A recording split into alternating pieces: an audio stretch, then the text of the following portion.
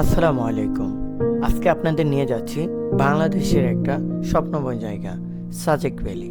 এমন একটা জায়গায় যেটাই একেবারে না দেখলে জীবনে ভুলে থাকা যায় না। সাজেকের রাস্তা ধরলে মনে হয় আমরা ধীরে ধীরে পাহাড়ের মেঘ দিকে উঠছি। পাহাড় আর সবুজে ঘেরা এই পাহাড়টা ভ্রমণের মোড়টাই বদলে দেয়। এখানকার আমি চেকপোস্টগুলো খুবই সেফ। পর্যটকদের জন্য পুরো যাত্রা নিরাপদ আর আরামদায়ক। আর রাস্তার যেদিকে তাকাবেন সব পোস্টকোডের মতোই সুন্দর। সাজেকে পৌঁছানোর এর প্রথম যে জিনিসটা মনে হবে আপনি যেন বাংলাদেশে কোথাও নেই। চারিদিকে শুধু পাহাড় আর উপরে ধীরে ধীরে ভেসে উঠছে তোলানোর পর মেঘ। এখানের বাতাস আলাদা, হালকা ঠান্ডা আর বিষণ্ণ শান্ত।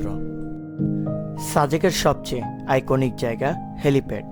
এখানে দাঁড়িয়ে যদি সূর্য অস্ত দেখেন মনে হবে পুরো পাহাড়টা আর মেঘগুলো আপনার চোখের সামনে নাড়ছে।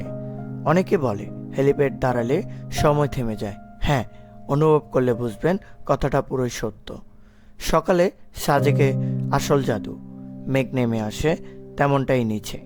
আপনার মনে হবে হাত ধরলে ছুটে পারবেন। রিসোর্টের সামনে বসে শুধু চা আর মেঘ, এই দুইটাই আপনাকে দিন শেষে স্পেশাল করে দিবে।